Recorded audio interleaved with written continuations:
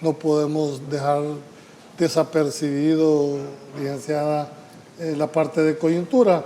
Pero quiero empezar porque vuelve el presidente a tocar la mesa del tablero de ajedrez y el hecho de que pone, no sé si producción tiene ahí, un tuit en el cual el presidente anuncia que enviará la ley de agentes extranjeros a la Asamblea Legislativa. ¿Cuál es este análisis que tú interpretas en esta intencionalidad del señor presidente? Creo que ayer está aquí. Y voy a leer textualmente el Twitter. Dice, ayer fuimos testigos de cómo personas humildes fueron manipuladas por grupos autodenominados de izquierda, ONGs globalistas, cuyo único objetivo es real atacar al gobierno. La presencia coordinada de los medios, el acarreo evidente y los banners impresionan profesionalmente, los confirman. En el caso que motivó la protesta, viene del 98, fue judicializado, hay sentencia firme en las instancias a favor del acreedor.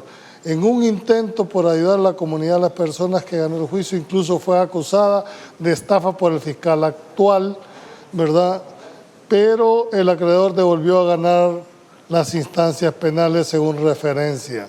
Sería miembro de una familia reconocida del Partido Arena, aunque personalmente lo desconozco. Todo indica que los manifestantes fueron manifestados.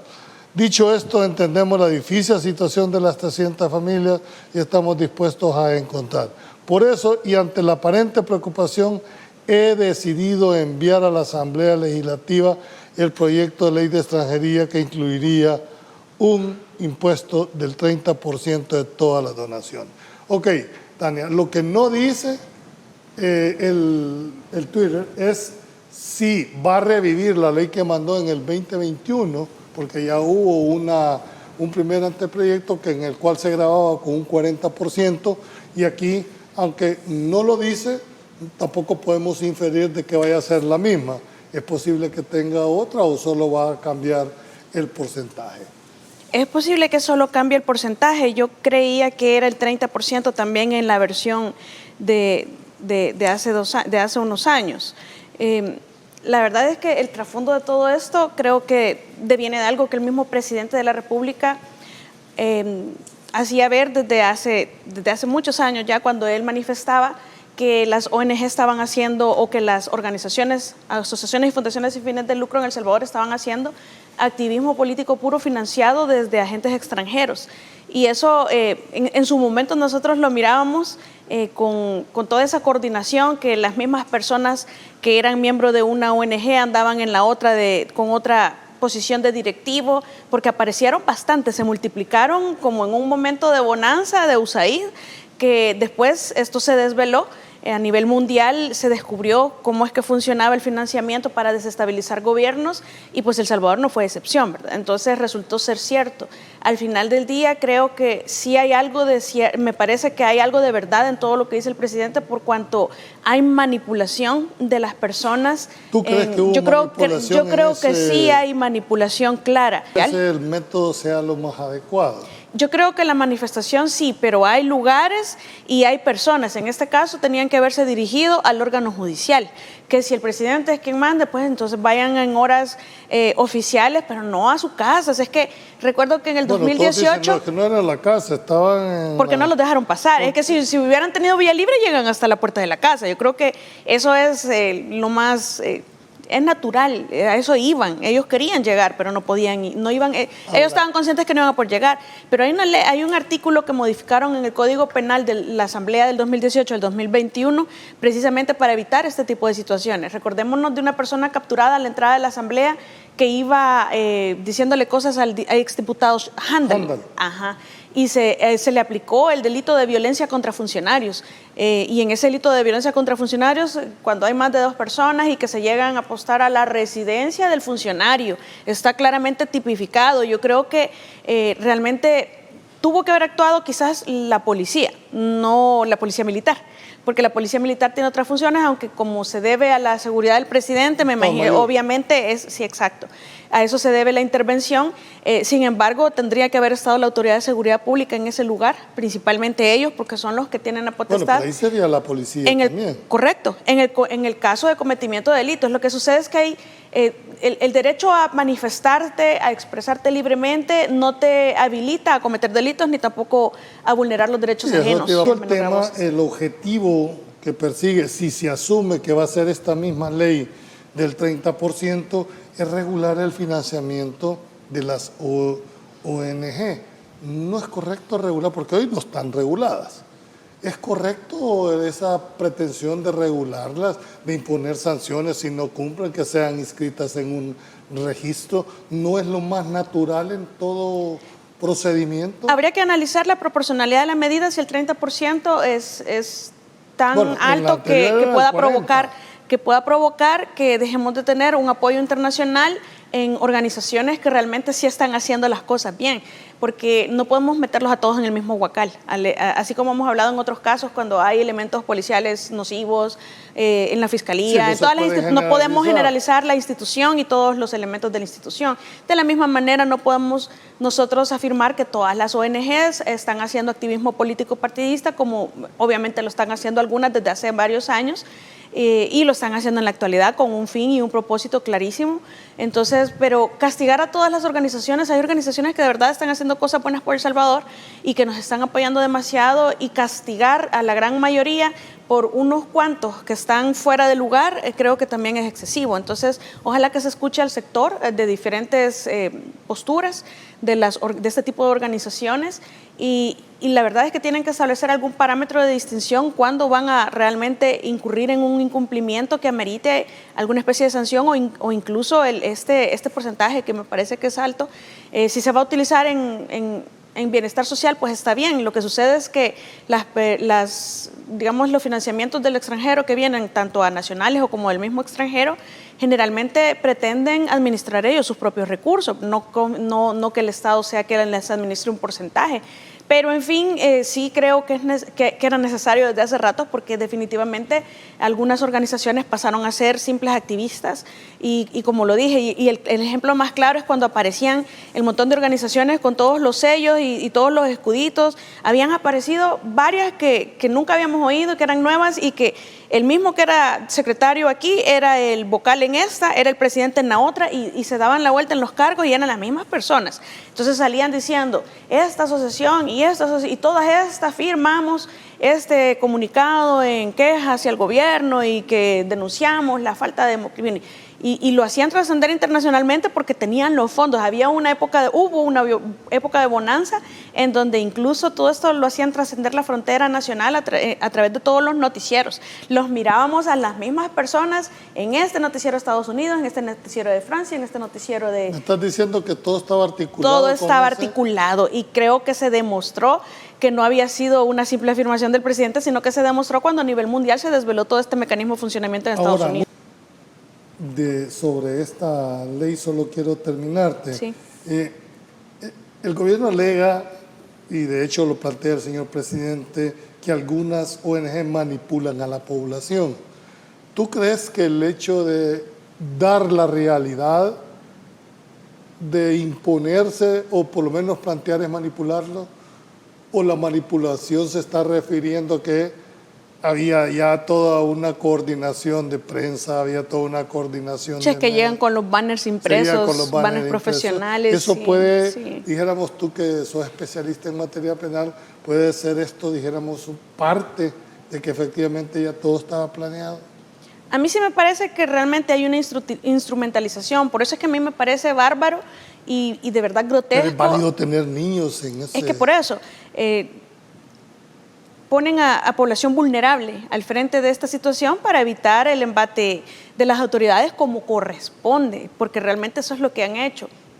Ponen a un niño a hablar, ponen la foto del niño en un banner, y entonces luego hablan de que hay explotación infantil en otros casos, pero realmente, ¿por qué pones a la población vulnerable? Le generaron a estas personas que llegaron a manifestarse con la legítima intención de pedir ayuda, aunque ayudas necesitan un montón de salvadoreños en la misma situación que no han podido pagar y han sido embargados, pero se le generó una falsa expectativa de que su problemática podía ser resuelta a través de otra manera que no es la judicial, que no es la que la Constitución y las leyes establecen. Entonces se los metiste en la cabeza con tal de llevarlos allí y hacer un boom, porque la narrativa no buscan nada más torpedear a las políticas de seguridad del presidente Bukele, sino que trascienda la frontera internacional, que se genere a nivel internacional una narrativa de que no existe el plan de seguridad, que eso es una falacia, de que hubo una tranza con los pandilleros que realmente es lo que todavía está funcionando y que entonces el plan Bukele no es replicable, que que Bukele no nos trajo seguridad al país. Eso es lo que se está intentando transmitir hacia afuera, ni siquiera se queda a nivel nacional. Estas intenciones, en mi opinión, son de instrumentalización de la población en situaciones vulnerables, como esta gente que están perdiendo sus casas, lamentablemente, pero ya agotaron las vías legales y se les genera de verdad, de una manera bastante cruel, la expectativa de que pueden resolver su problemática a través de la manifestación. Tú, que sos especialista en materia penal, sabemos que una de las grandes problemáticas que enfrenta la Fiscalía es precisamente el planteamiento de los ilícitos. ¿Cuál es la tipificación, a juicio tuyo, que más o menos, porque hasta ahorita no sabemos nada, sí, pueda ser imputable? Peculado, si cabe la palabra, no sé si producción tiene ahí, dijéramos, las disposiciones que lo que uno puede inferir que va a ser el requerimiento. Uno de ellos es el peculado. Pues es posible que esta figura se les puede aplicar a los empresarios del transporte. En cuanto a ser sujetos activos del delito, sí se puede. En cuanto a que los hechos se adecuan a ese tipo. El peculado, yo siempre lo he dicho, es como el nombre pomposo que se le pone al mismo delito de apropiación o retención indebida que se nos aplica a los particulares. Nada más que como es un funcionario, entonces peculado, ¿verdad? Pero es el mismo delito de apropiación o retención indebidas. Entonces, si queremos hablar de peculado, ¿qué es lo que estas personas se estaban apropiando indebidamente? Puede referirse quizás al pasaje. En realidad el peculado es eso, es la apropiación o la retención indebida de los funcionarios públicos. Porque además de que ellos están como fiscalía procesando esta cantidad de detenciones y encima también tienen delitos comunes y que tengan que presentar un requerimiento en 72 horas, que aunque aparentemente se ve que no es complejo, pero es decir, un tema de peculado, un tema de participación y estructurarlo, ¿no le parece compleja la...? Igual llegan a las audiencias iniciales con las muy actas de captura del agente captor, la entrevista del agente captor 1, agente captor 2, y ahí se van. Audiencia inicial, ahí no hay mayor investigación que están haciendo ni en 3 días ni en 15, les pueden dar 30 y va a ser el mismo resultado, porque es que no es justificación. Son delitos, por ejemplo, en un delito de conducción peligrosa. ¿Qué diligencias se tardan en hacer en 15 días? Ahí no se trata de sobrecarga de trabajo, porque es un trabajo que siempre han hecho, siempre ha funcionado así. Lo que sucede es que ahora se están tomando los 15 días cuando simplemente consideran que están en otras ocupaciones que no necesariamente, porque no todos los fiscales están viendo casos de estructuras terroristas. Entonces, están aplicando los 15 días también otras unidades que no tienen nada que ver con eso. Y eso no tiene justificación. Porque usted en algún momento trabajó en la institución. Aquí se comentaba de que cada fiscal, y eso sí lo puedo decir porque tengo amigos fiscales, manejaba antes del régimen 300, 400 expedientes. Manejábamos más. Más. Sí. Y si a esto le agrega... Hay una capacidad física, en realidad, los fiscales no dejan de ser seres humanos, claro, con las mismas presiones, con las mismas estructuras, ¿verdad? Y si tú estás manejando 600 casos y encima te toca manejar ese otro gran... Pero siempre ha sido así, y antes era más difícil porque no había convenios con la Corte que tuvieran asistencia a algunas de las personas que estaban en esto. Incluso hay hasta convenios para auxiliares que tienen, porque como hay un problema que siempre se ha dado en la institución, y eso es que el fiscal además hace bastante trabajo administrativo, cuando realmente el fiscal debería estar únicamente para labores de investigación y procesamiento de casos. Entonces, eso es una realidad. Si cuando yo estaba en una de las unidades que no eran tan pesadas, y recuerdo que yo tenía alrededor de 600 casos. Entonces es bien difícil, sí, por eso es que hay una metodología a través de la cual uno trabaja, que expediente recibido, es expediente que se debe de diligenciar, ingresar al sistema, girar la dirección funcional, porque al final las diligencias son realizadas por la policía, tampoco es que las hace el propio fiscal, ¿verdad? Yo en mi caso sí iba y hacía personalmente algunas diligencias porque me parecía que no me las iban a hacer como a mí me gustaban las investigaciones, pero eso ya es cosa de cada fiscal. No es que los fiscales hacen todas las diligencias, se gira la dirección funcional, la fiscalía la cumple, la policía la cumple como auxiliar de investigación del fiscal y entonces llevan el expediente ante el juez. Ventajas o desventajas, uno no sabe, tendría el hecho de hacer una sociedad de economía mixta o un asocio público-privado versus el actual sistema de operación. Pues, yo creo que el mecanismo de supervisión es que no es que esté mal el tema de la concesión, es que creo que siempre han fallado los controles y las verdaderas sanciones. Es como un tema, digamos, que se padece en El Salvador históricamente, es un mal del que padecemos de la corrupción y de la impunidad. Aquí han habido casos en donde se han beneficiado al sector de transporte cuando en realidad esto eran decisiones tomadas desde las cúpulas legislativas en detrimento de la población. Entonces no es tanto la figura, creo que es más la ausencia del control debido y eso nos ha pasado en todas las instituciones en El Salvador. Aquí no era tanto el tema del robo en el FODES que hacían las alcaldías, sino que la ausencia de controles verdaderos por parte de las instituciones y de sanciones también, porque si se hubiera perseguido la corrupción en su momento, creo que hubieran funcionado bien muchas de las instituciones, porque como usted dice, aquí no es problema de leyes, sino de aplicación de la ley. Y yo creo que es una combinación de ambos, pero realmente si nosotros lo que tenemos lo aplicamos como dice la ley que debe aplicarse, no tendríamos ni tanta corrupción ni tanta impunidad. Y esto llega también al sector transporte. Creo que si fuera nacional, la ventaja es que el Estado no busca enriquecerse, sino que busca prestar un mejor servicio y es un gobierno al que le importa mucho su imagen. Entonces yo creo que estarían muy preocupados por dar el mejor servicio posible.